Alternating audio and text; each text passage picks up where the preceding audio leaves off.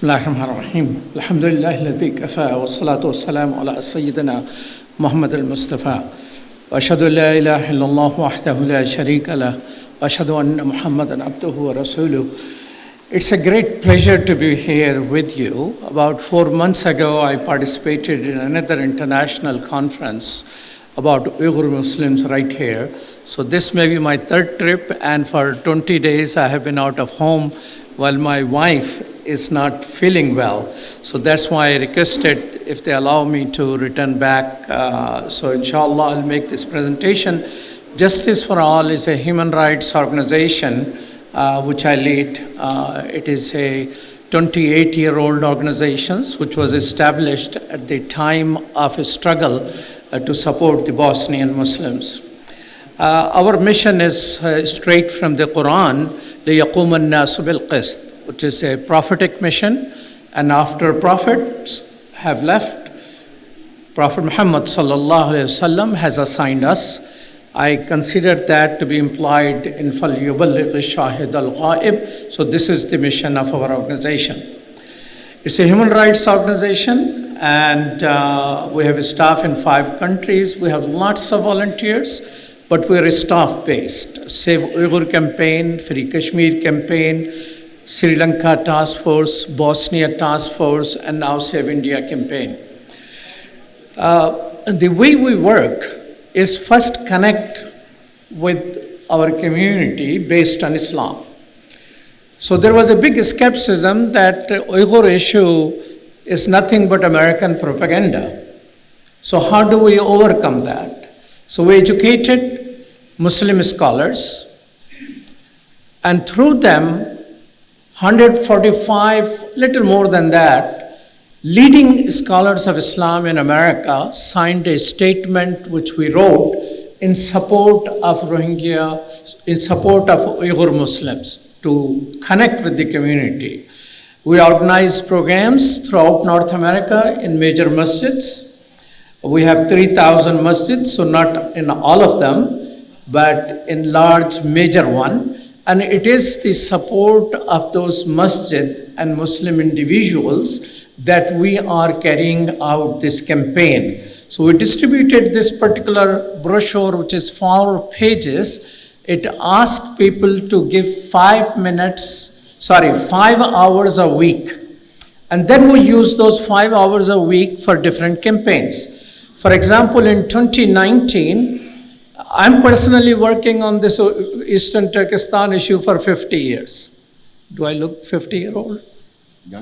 Younger than that, yeah.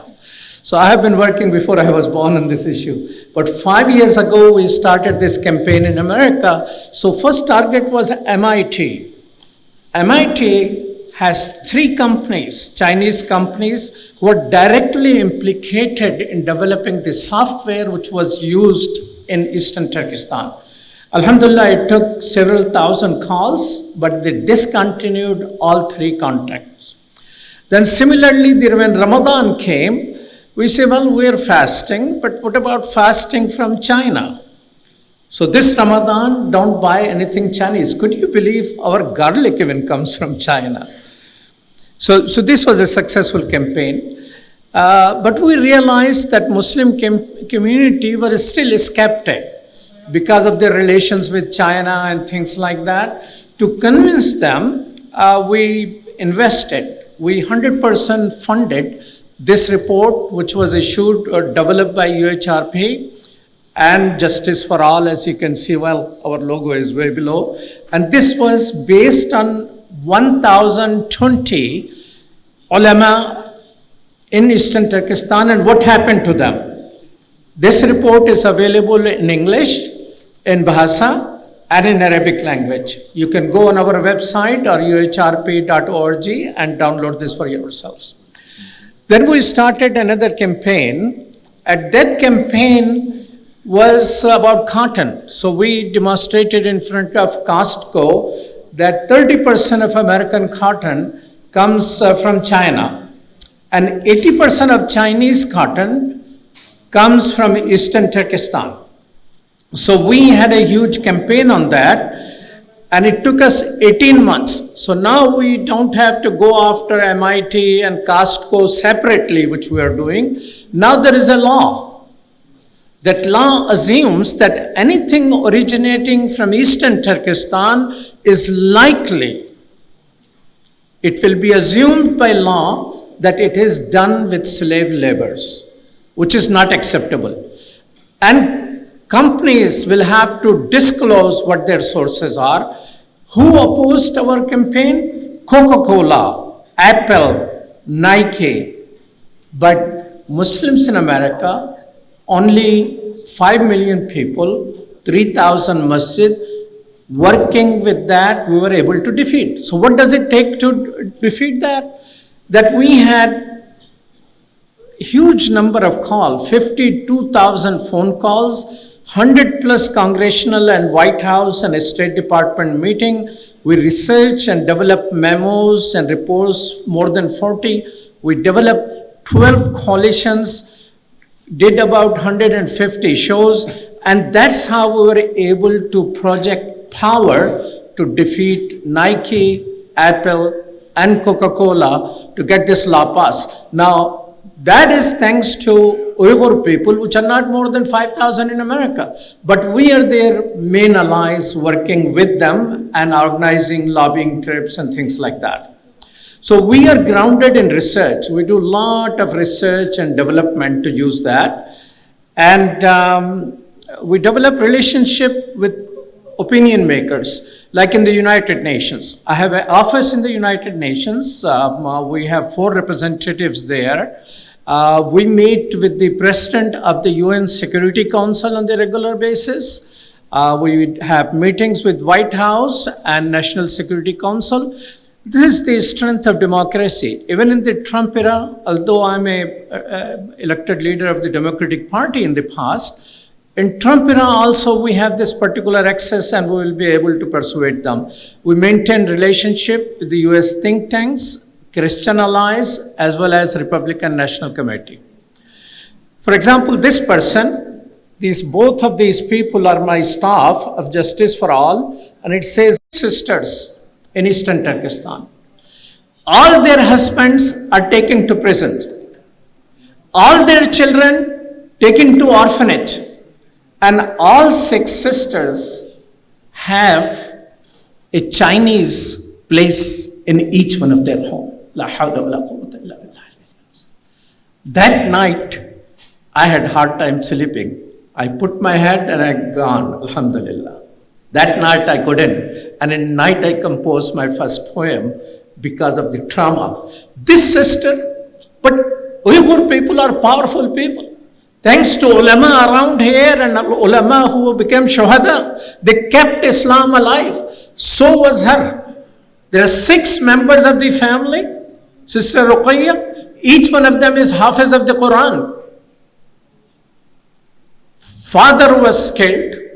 2 of her brothers, she was forced in the concentration camp to watch killing those 2 Hufaz of the Quran. And she was raped to the level that she miscarried multiple times. She has 100 scars. She used to be in Istanbul. She is in Germany. So invite her. Invite her to your countries. Let Muslims in your country see what happened just because. What is charge? She was teaching Quran. Illegal they call it. I visited the area. I'm an eyewitness to Operation Brothers and Sisters. This is not a fight between America and China. It's the reality of the situation. I have seen it. I have documented it. That's why I have been working it for a long period of time. So alhamdulillah, things are changing around. Now people come to know. Now there is a first international conference. People are learning about it. So we are winning. Say alhamdulillah. وَمَنْ يَشْكُرْ what Allah subhanahu wa ta'ala وَلَئِنْ شَكَرْتُمْ لَزِيدَنَّكُمْ. So let's be thankful to Allah. At least people know what Eastern Turkestan is, what Uyghur people are. So get our sisters in front. Let sisters in Western countries, for example, develop relationship with women groups. That's what I did on Bosnia. When I chaired the Bosnia task force, I developed a coalition with the National Organization of Women. And with that coalition, we were able to get rape declared for the first time in human history a war crime. That's a contribution of American Muslim, but in coalition with other women, and Muslim women were in America were leading that thing. So get sisters involved. That's the power. And I am very happy to see, I saw yesterday a powerful Uyghur sister from America. Sister Roshan is here. Sister Roshan here? Could you raise hand? Or she probably hasn't arrived yet, but she was there yesterday, alhamdulillah. So similarly, personalize it. This is a sister who used to be my executive associate. She's an Uyghur, Aydin Anwar. She has developed a list of 97 of her relatives. 97 relatives, nobody knows where they are. Nobody knows where they are. So personalize. Your story, you will share the whole Eastern Turkestan story. Make it human. Let it touch the heart of people. So this sister, mashallah, she got married and she resigned, but she is still part of our shura. Here she is. I sent her to meet the president of the UN Security Council. Guess who was the president of the UN Security Council that month? It was the Chinese ambassador. She spoke there. She showed, here's the list of my relatives. Where are my relatives? It is important to personalize. So now we have a Prisoner of Haq campaign. In the Prisoners of Haq campaign, we are focusing, of course, Justice for All is a human rights organization. We work on many, many causes. But we have a dedicated team working on Prisoners of Haq. Among them, we're again personalizing. This particular brother, for example, we have his name in the Chinese language and the Uyghur language. Another power of the Uyghur people, you see, Turkey lost its language, Osmanli. I understand better Osmanli than Turkish people. Kazakhstan, Uzbekistan, Tajikistan, first they changed the language in Latin and then in Cyrillic twice. All historical heritage of these people are lost.